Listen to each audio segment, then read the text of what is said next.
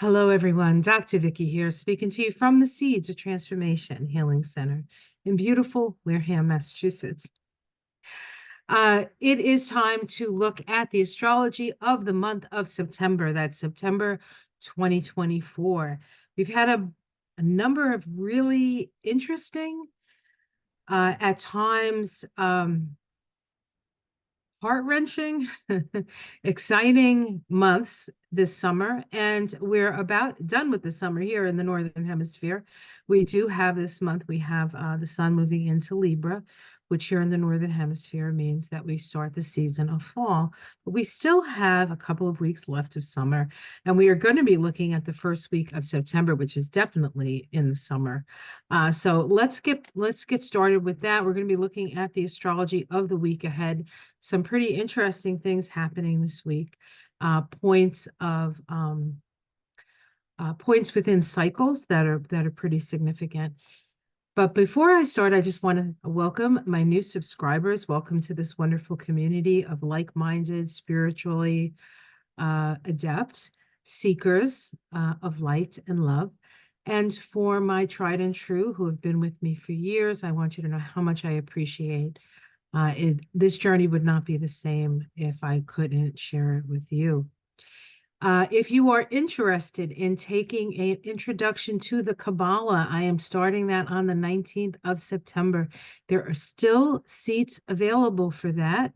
There is a link below for that. And so I won't keep you much longer. If you want a little bit more specifics about it, you can check out my Kabbalah of September. It is a 6-week class and it is held on consecutive Thursdays. All the classes are recorded, and so if you can't make every Thursday, that's not a problem. Okay, so let's dive in here. Let's get into the stars. Dive into the stars. All right, what am I doing? I'm singing when I should be paying attention to something else. Okay, here we go. Oh, good. I have it up already. Yay. All right, so we're looking at the first week of September. That's September 1st through the 7th. And we start off right away. In fact, today is the 1st. Normally I get this out before the 1st, but it's been a busy month, as you know, with all the excitement with the DNC and all the other stuff. Okay, so Sunday the 1st is the 18-9 day. That's the moon card in the tarot. We have Uranus stationing retrograde at 28 degrees of Taurus. I want to point out that it's still on Algol, the star Algol. And so we can still see the shifting of power within the world. We certainly saw it with Joe Biden stepping down from the nomination and handing it to, or not handing it, she had to earn it, Kamala Harris. We see what has been going on with the Republicans, which to me seems like they're losing power. We're seeing the change and shift in places like the Ukraine and Russia. So we're seeing these the powerful things starting to change with that, right? And so with Uranus on Algol, well, this is what happens. And of course, when Uranus stations, Uranus is the great awakener, and as it's been moving forward through the latter degrees of Taurus, a lot of shocking things, a lot of outwardly shocking things. Now that it turns retrograde, the awakenings are more internal, and so we will have more internal awakenings. There'll still be stuff happening in the outer world, believe me, that's not going to stop. But whenever a planet stations and goes retrograde, it actually points in the direction of the opposite sign. And so we're looking at Scorpio, and Scorpio is our ability to really dig down to the root cause of things. So we may be illuminated about the root cause of some of our most challenging life events, even, right? maybe reviewing past life events, or events from the past in this life as well. All of that is part of the Uranian picture. We also have on the first Pluto ingressing into Capricorn. You're like, what? Yep, it's going back into Capricorn. It has been retrograde for a while now, and it is now going back into Capricorn. It's going to turn around and go direct in October. And then by the 20th of November, it's going to be back in Aquarius, where it will stay for 20 years and not see Capricorn for another 200 and, I don't know, 20 years. So we don't have to worry about that no more. So it is the last time that Pluto is going to ingress into Capricorn, unless this video lasts, for 300 years, and then people say, "Oh, look at those oldsters." Anyway, and who would watch it? Anyway, that's another story. On Monday, the 2nd, we have the new moon in Virgo. At 12 degrees of Virgo, the Sabian symbol. After the wedding, the groom snatches the veil from his bride. Initiation. What does that mean? We'll look at it. On the 3rd of September, we have Mars make a first quarter square to Neptune.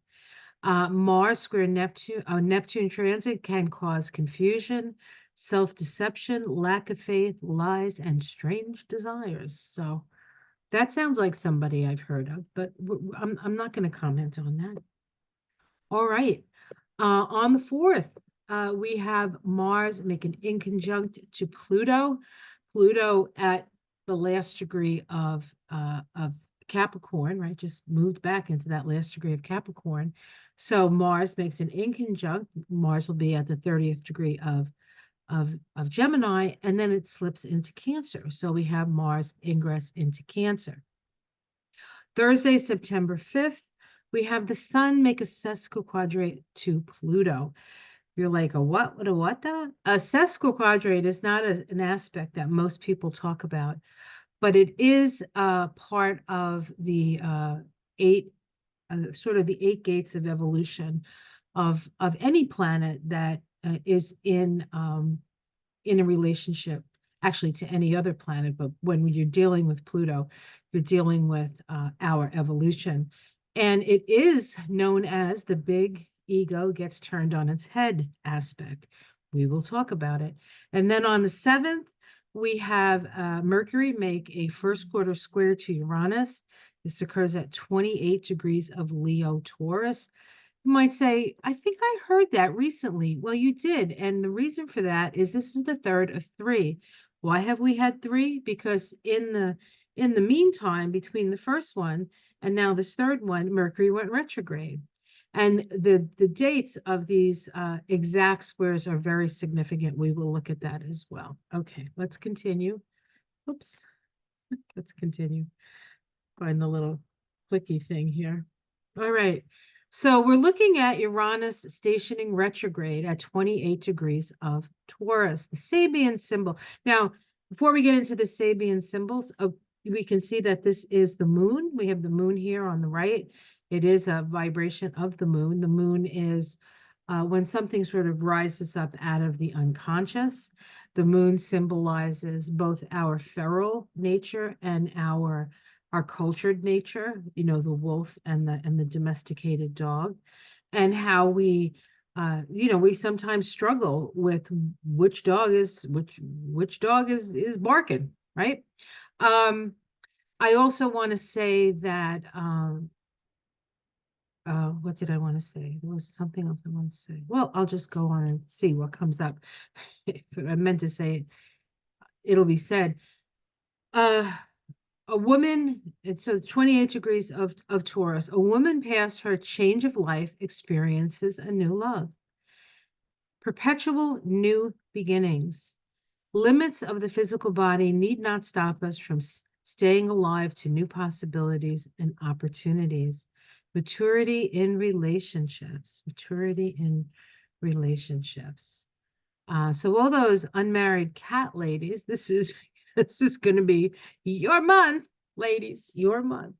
Oh, I know what I was going to say. When these outer planets station, it takes a while for them to stop moving forward, and then station is when they're still, and then they start to move backwards, or the opposite when they station direct.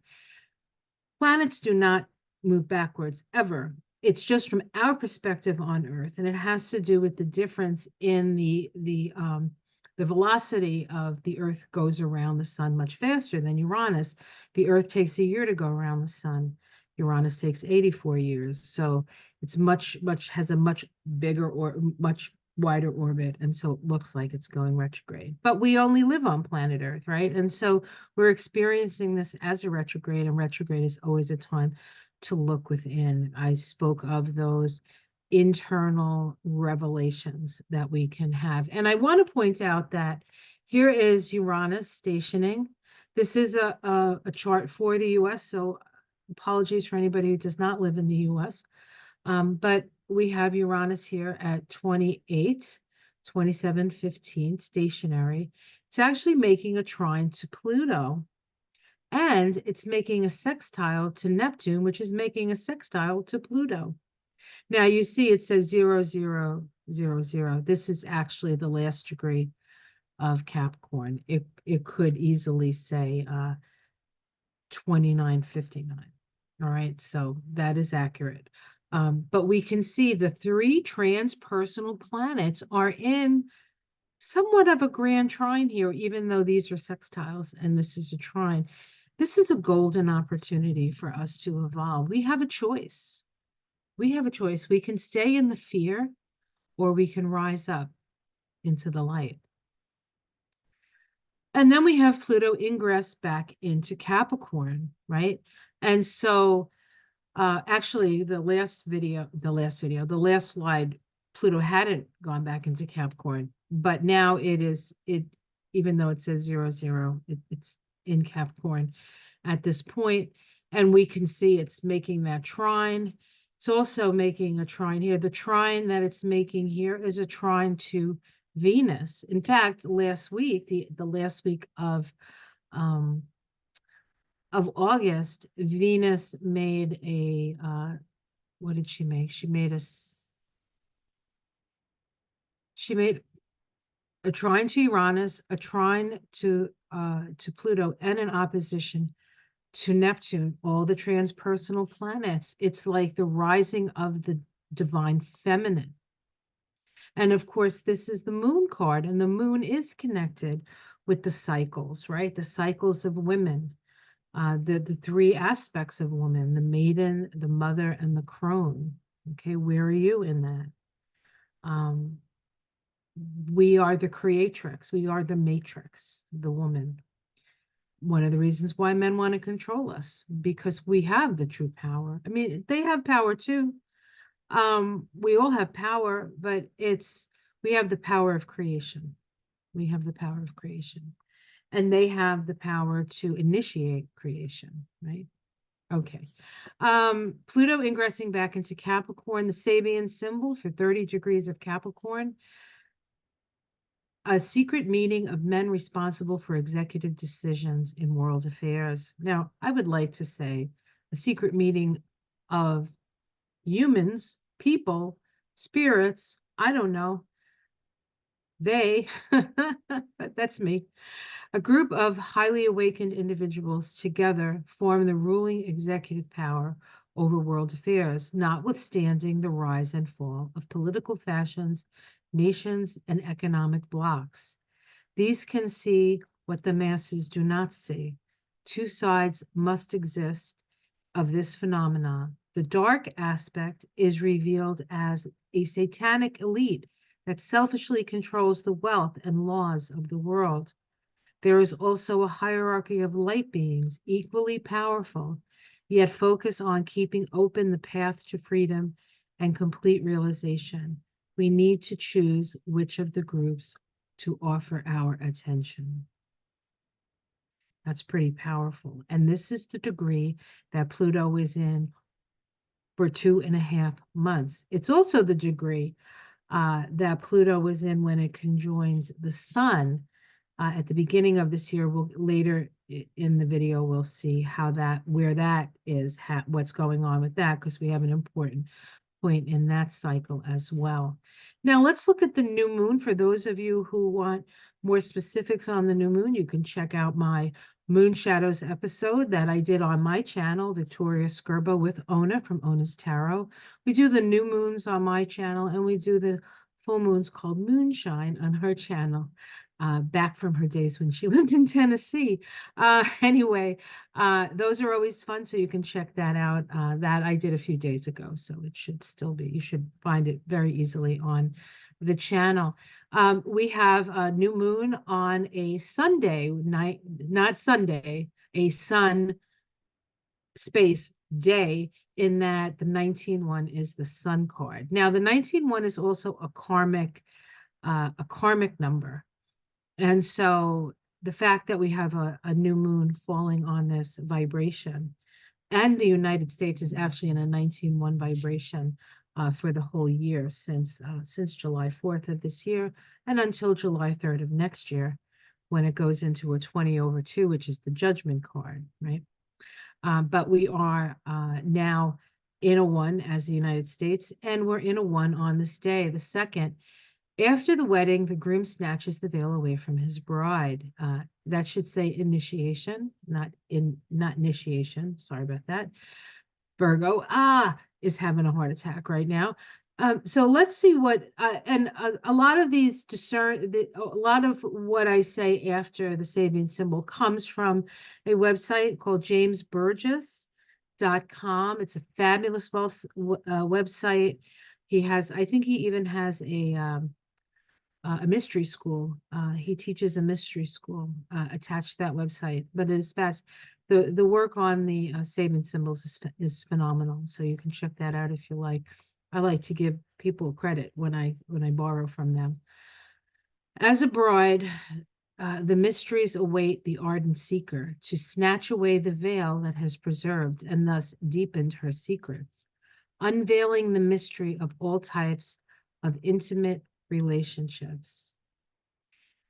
Intimate meaning very, very personal. The most intimate relationship that you have is the relationship you have with yourself. So, having trained the mind to be ever optimistic and expectant, the power is achieved to unveil that which is hidden. Knowledge itself is revealed to the one whose mind is clear and whose eyes are sharp. Yet the seeker may well need to follow a well-trod path of guidance before being capable of meaningful self-determination. And so this really speaks to the path of the initiate, the path of the apprentice, the path of the seeker who takes the ancient wisdoms and evaluates them and applies them to their life and looks at the world as an opportunity for creation. And I know this is you guys. I know this is you guys, because you wouldn't be listening to me, because that's what I talk about all the time. And I'm only talking to myself. This new moon is pretty well, does have an opposition to Saturn. It's not too tight of an opposition, but Saturn reminds us that we have to take we have to take reality into consideration. Although I'll have to say Saturn in Pisces is really the morphogenic field. It is creating out of that morphogenic field. And so what you focus on when you focus in that realm is pure potential. And if you focus in a negative way, you're going to manifest that. And so it is a choice between the light and the dark at this time.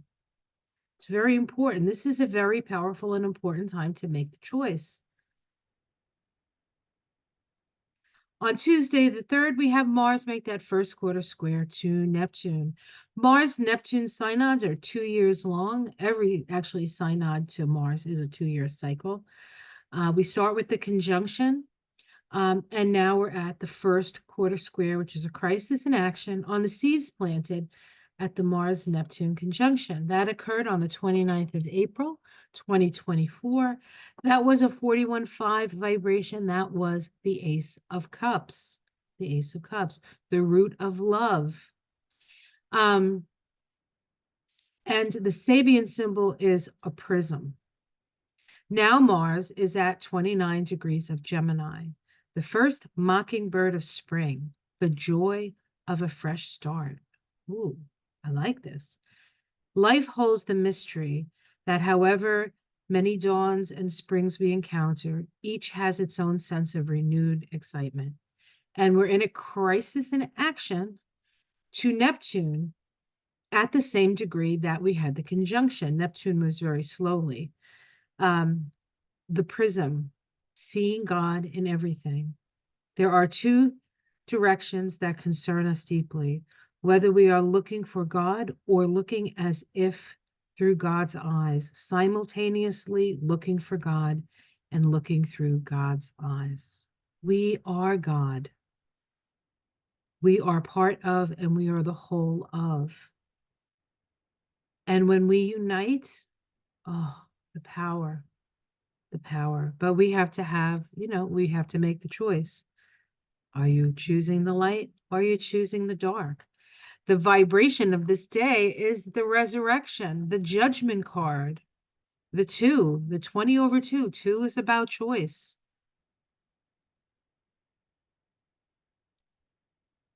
Okay, on the 4th, Mars makes an inconjunct to Neptune at 30 degrees of Gemini Pisces.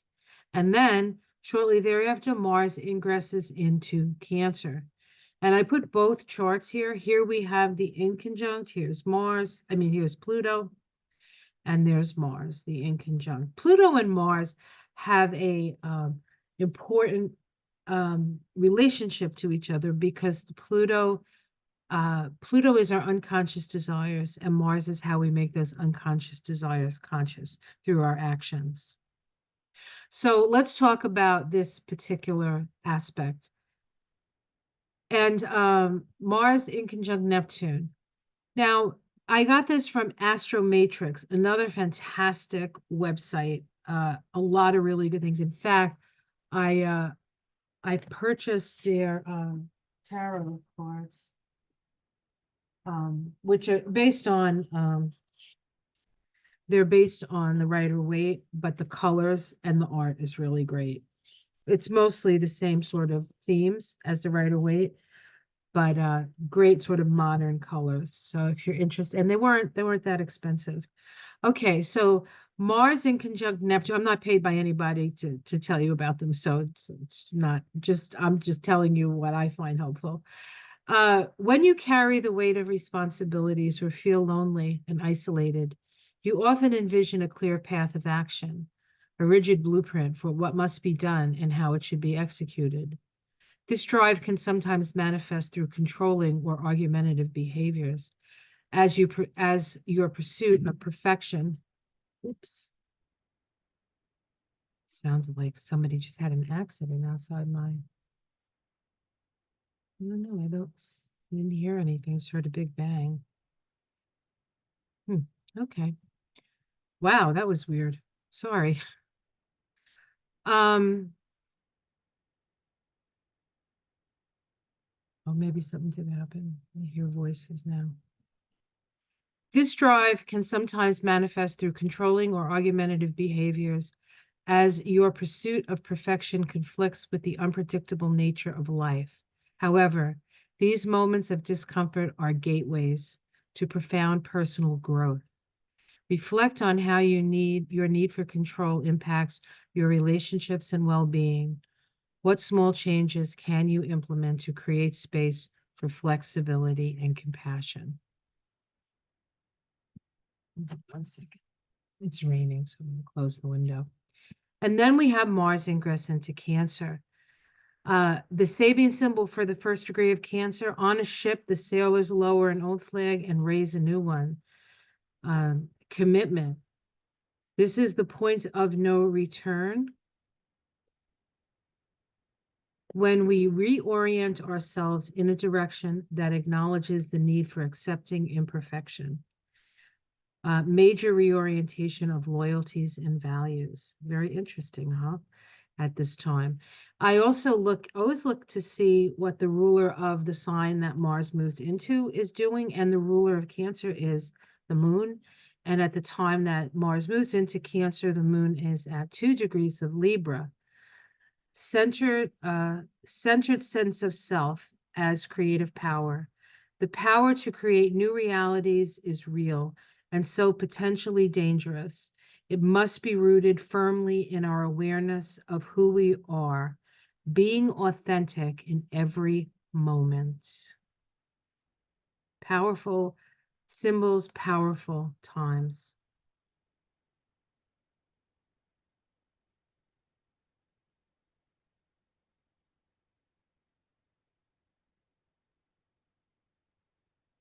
On the 6th, September 6th, we have Mars, the sun, excuse me, the sun sesquiquadrate Pluto.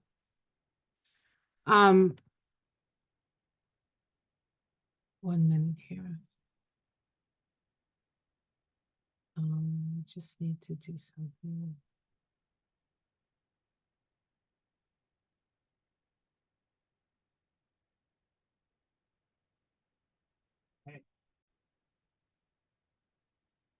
Michael just came down to make sure I was okay because he heard the sound too, but I don't know what happened. Probably just the universe trying to make a point when I'm talking about Pluto. It's funny like that. So the sun sesquiquadrate Pluto. The relationship between Pluto and any planet really deals with how we evolve, right? How and what we're evolving. And when it's dealing with the sun, it's our sense of self. It's our authentic self. It's also the awakening to our true spirit. You know, the sun is the life giver. The sun is our spirits. The name for our star is Soul, SOL. So we can see that connected. And so when the sun and Pluto come together, we're really dealing with soul on so many levels. So this is an evolutionary gateway of the sun Pluto synod, illuminating the unconscious desires. The sun illuminates and Pluto is unconscious. At the point between the first quarter phase and the gibbous phase, that's the point. This is the evolutionary gateway of the sun and Pluto. The point in the cycle where we are at the height of ego expression, the tables are turned and the need for mental adjustment becomes obvious. This is the great ego busting aspect of, of Pluto and any planet, but especially the sun, because the sun is our ego. This synod began at the Sun-Pluto conjunction on January 20th, 2024. I know it says 20, I don't know what I wrote there, it's 2024. At 30 degrees of Capricorn, the exact degree that Pluto is at now. Secret meeting of men responsible for executive decisions in world affairs. Now Pluto is back there, but the sun is at 15 degrees of Virgo. A fine lace handkerchief, heirloom from valorous ancestors. Heirloom. What we achieve is simply the latest feature in a very long line of effort and vision that aligns the eternal future with the past. A life lived so very briefly and could accomplish little were it not part of a chain stretching back into the distant past and forward towards imagined realms of future possibilities. Our past experiences and allegiances in the sense of family, ancestors, or previous incarnations contain the strands we weave to create the character that defines and expresses who we are now. Who we are now. We are spirit having a human experience in a line of many human experiences. The need to be authentic is high priority. And how are we authentic? We're authentic when we align with our spirit. And our spirit and that alignment happens in the heart. That alignment happens in the heart. So when we open our hearts to love and compassion, we open our hearts to our true power.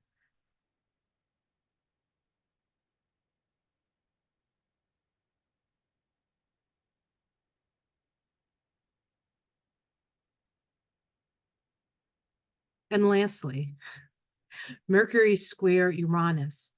First of all, Mercury and Uranus have a special relationship because Uranus is considered the higher octave of Mercury.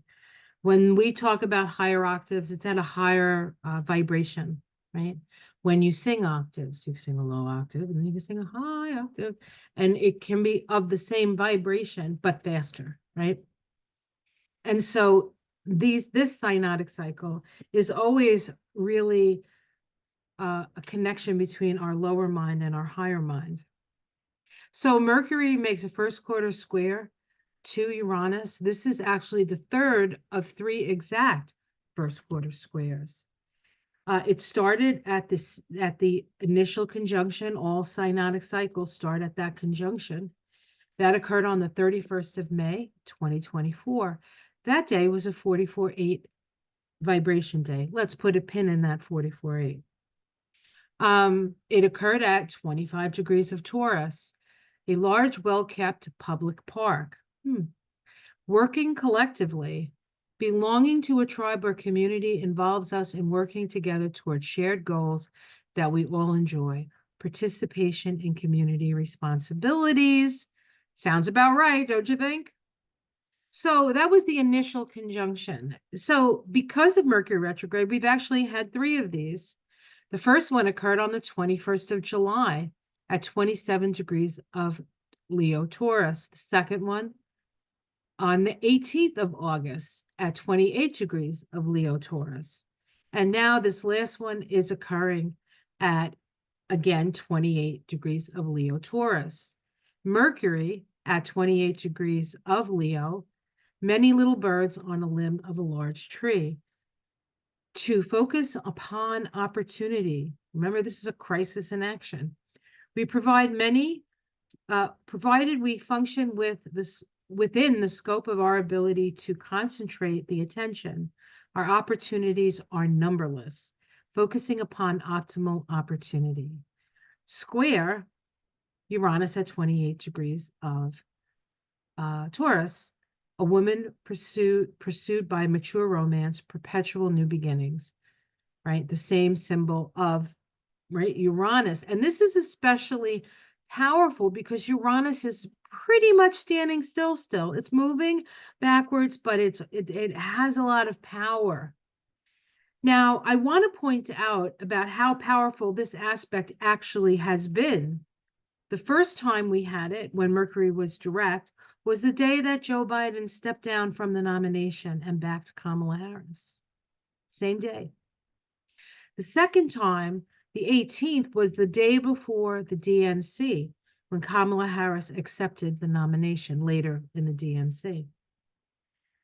So 3 days before, so now if this one that happens on the 7th, if this happens, and we're not really sure yet, will be 3 days before the proposed first debate between Kamala Harris and Donald Trump. Did I say Trump? So I want to also point out that the start of this synodic cycle at 25 degrees of Taurus was conjunct Kamala's 12th house Jupiter at 24 degrees of Taurus. Just actually less than a degree off. And the 44.8 vibration, put a pin in it, is the vibration of Kamala Harris's outer personality vibration in the system that I use, the numerology system, located in the Sephiroth of Jupiter, right? And so this conjunction occurred on her Jupiter in the 12th house of hidden things. So it kind of snuck up on us. Oh, we have one more. Oh, no, we don't. I went backwards. I'm like, I thought I was done. Let me see. I just want to make sure. Yep, that's it. Okay, guys. Stop the share. Stop the share. All right. So that was exciting, right? Woo! Just giving chills. It's going to be a great month. It's going to be a great month. And we'll do our best, right? So have yourself a beautiful week. Like and subscribe if you haven't already. Share this if you think somebody could find it useful. It helps keep me in your feed. You know, a lot of people say, "Oh, it's so good to see you. I haven't seen you in such a long time." I never left. I've been on every day for like, I don't know, 6 years practically. I used to do a lot more card readings. That's why you probably don't see me as often, but I do these astrologies every week. Owner and I are doing moon shadows on my channel, moonshine on her channel, and then we've gotten into doing lives called the Mystic Sisters Lives. You can check that out on my channel and on her channel. The last one we did last night, Saturday, the last day of August. I talked about the rising of the divine feminine. So if you haven't checked that out, you might want to check that out. It was a lot of fun. It was about an hour. And we told some interesting stories, perhaps one or two TMIs, but you know, that happens when gals get together and start chatting. All right, have yourself a great week. I'll see you again next week. Take care of yourselves. And as I said, if you want to join the class, there's still space. Links below. Much love, everyone. Namaste.